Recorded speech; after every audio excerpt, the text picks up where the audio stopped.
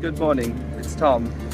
So today I'm starting my hike on the Camino de Santiago from Porto in the north of Portugal to Santiago de Compostela. So this is my first day. I've just had a quiet hike down from the cathedral through the old town. I'm at the banks of the Douro River, and so today I go west along the Douro River to the Atlantic, and then turn north and head along the coast out of Porto. And I booked a stay in a surf hostel by the beach, 21 euros, and I'm going to show you some highlights along the way. So at the end of the video I'm going to tell you how many kilometers and tell you my thoughts, and I'm going to be doing a video each day. When I get about halfway, I'm going to give you some information about why the Camino and why it's so important to me. So thanks for following my travels, and look forward to catching up with you every day for the next 2 weeks. Thanks. This is my backpack with the Camino shell, cockle shell, and my single bottle of water. The backpack is quite light, and I'll give you some updates towards the end of what's in it. Okay.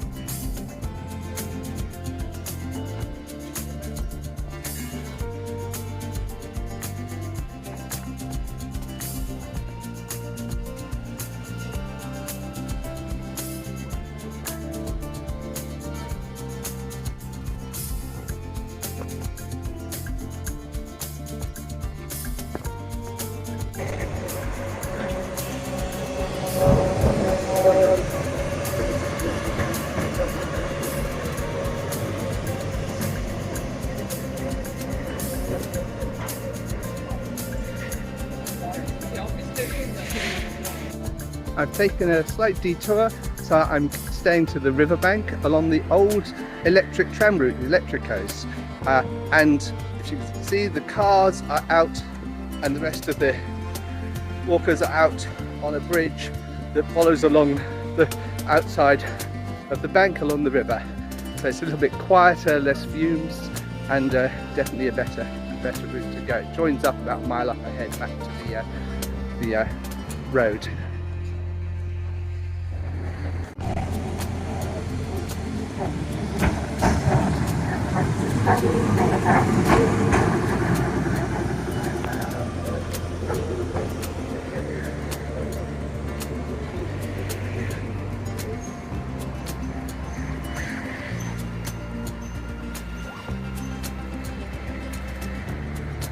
Next time I come to Porto, I'm going to do a couple of rides on this beautiful old wooden electric tram system.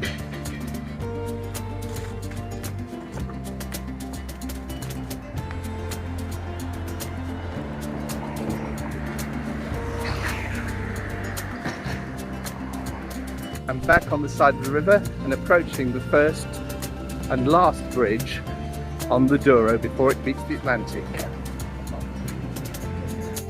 As I approach the Ponte de Arriba, the Douro banks, early in the morning, there's some fishermen fishing for, I'm not sure, to see if they've caught anything. I had a nice chat with the fishermen. They haven't caught anything. There's three sorts of fish that they're thinking that they could catch today, but the names were all in Portuguese and I didn't recognise them, so sorry about that. I'll see if I can write them down with the next fisherman I meet and see what they're actually catching. I'm just approaching the bridge, and then I can see the Atlantic in the distance, and I can start smelling salt and sea. So feeling exhilarated, this is getting my first day underway, and I'll update you later. The four main bridge towers used to be lift shafts. The lifts are now disabled, and there's no way from the river to the upper deck. They go, meaning the pedestrians have got a long walk to get to the top of the bridge. Gone under the last bridge on the Douro and heading to the sea. On the far bank of the Douro is a small marina.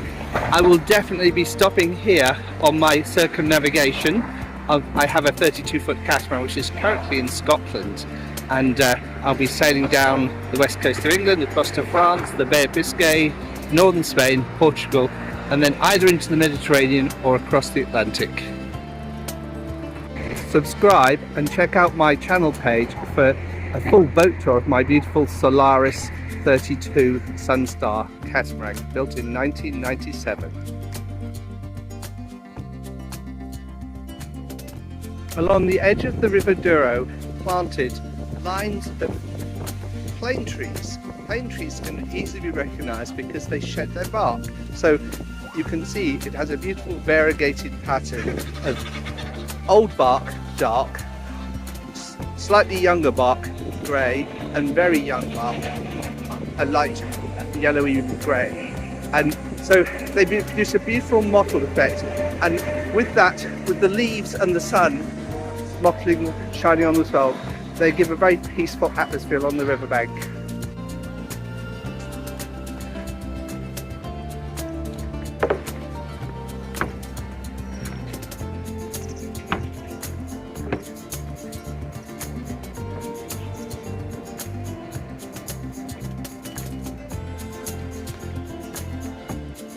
Just stepped over a small hump bridge and found the first olive tree I've seen in Portugal. Portugal is full of forest olive trees, more typically in the mountains.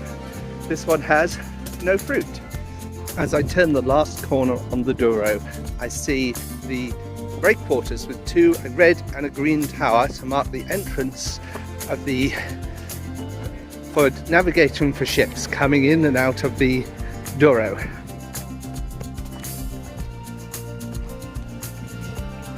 Near the entrance of the Douro is a small harbour with local fishing boats moored on buoys.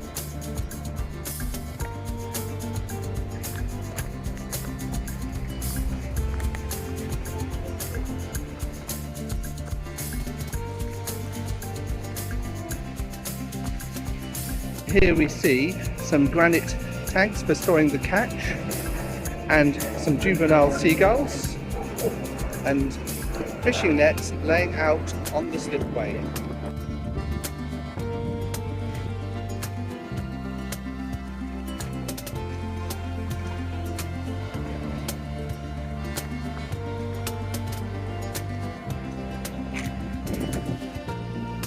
Local fishermen getting ready to go to sea. Small lookout with a light beam that projects a beam through the entrance of the harbour for the ships, sailboats, and dinghies to safely navigate through the narrow channel.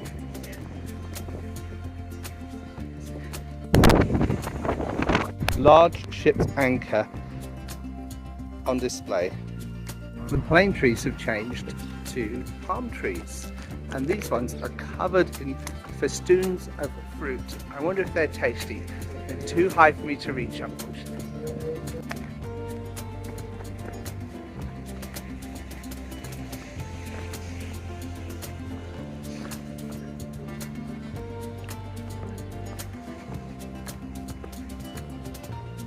Taking a small detour from the riverside to a nice shady park. I'm going to walk through here and hopefully find a little cafe and have a nice morning cup of tea.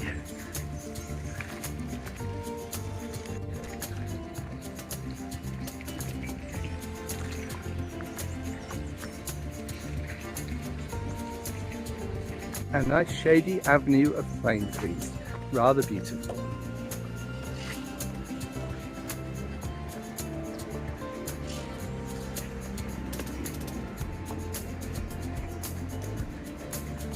In the centre of the park is a lovely bandstand.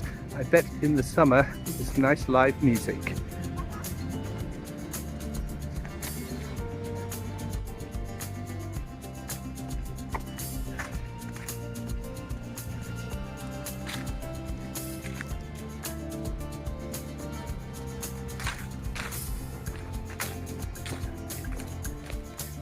An interesting abstract sculpture where someone has hung their shorts to dry.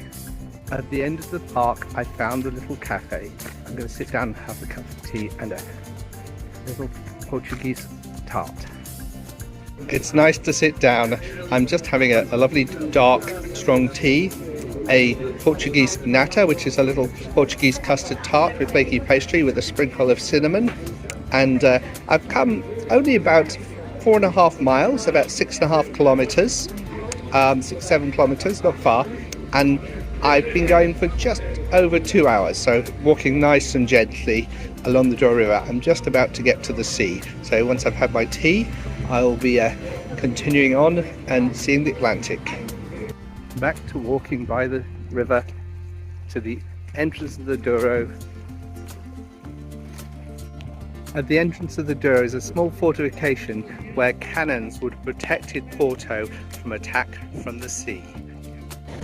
I've reached the Atlantic Ocean, so now there is several thousand miles of water to the Caribbean, then the Gulf of Mexico, Florida and North America.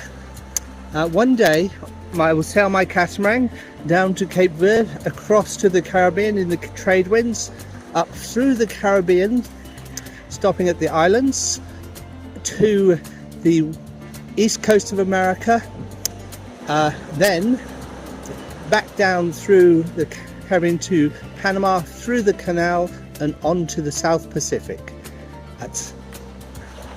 And then one day come back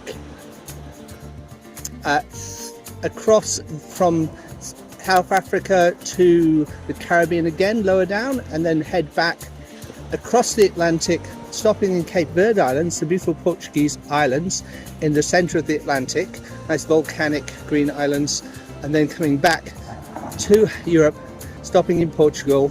That's my first port of call.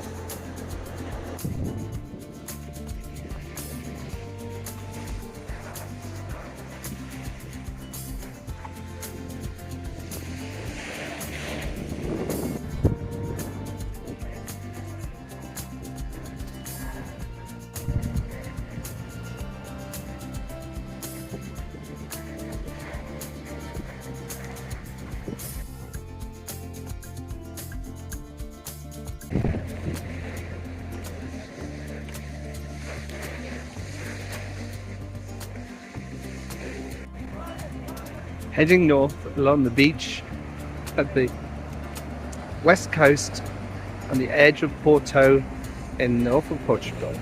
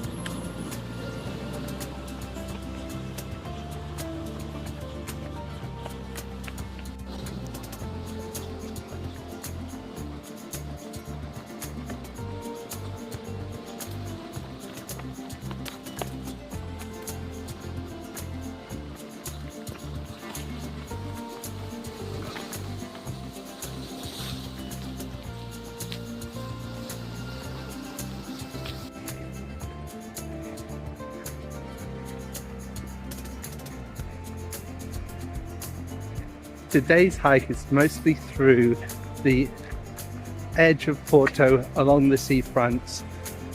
Here it's rocky. Today there's very little waves. Last time I was here there was 5-meter waves crashing against the rocks.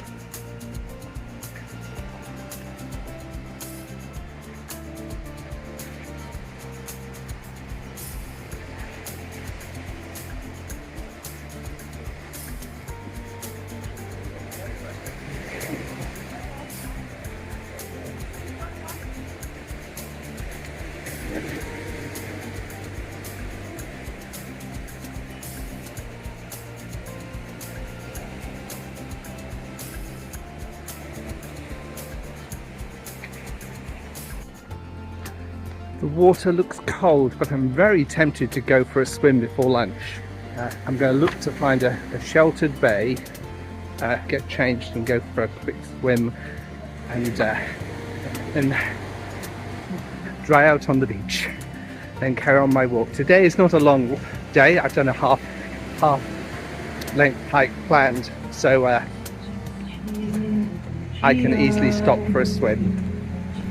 This looks the ideal spot for a swim. I'm not going to film it, you'll just have to imagine me swimming out towards those rocks and back, and I will give you an update once I'm out of the water. I wish I had a waterproof camera. I could have taken you with me for my swim. I found a tiny green glass sea jet, which is going to be in my pocket, coming with me on the hike to Santiago de Compostela. I'm about halfway along the beach in Porto, so it's a very long beach, very beautiful. I really enjoyed the swim, then I had like a little nap on the hot warm sand, dried off, and now I'm back on walking, and I can see in the distance Porto's commercial port with a large cruise ship docked.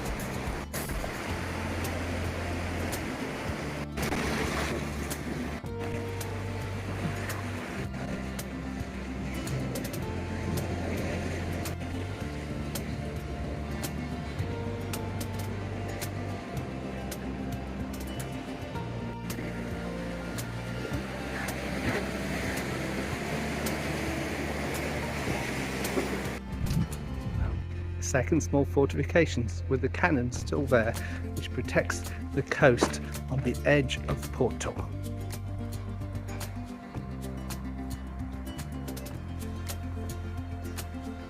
It's almost the end of my first day's hike. I've reached the far end of Porto to the surf beach.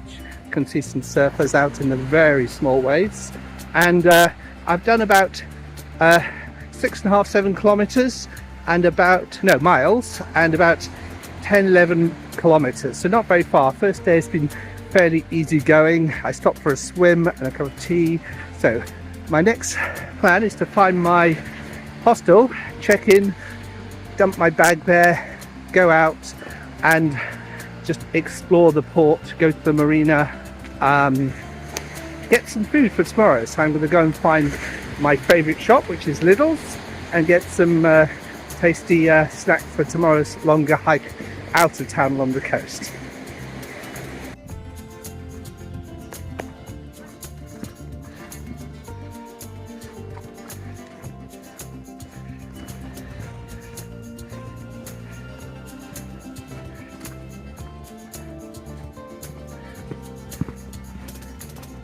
Stocking up for supplies for tomorrow at the local Lidl's near my hostel. I just got my first day stamp from the tourist office here, and finishing my first day, I'm just going to have an explore around the area.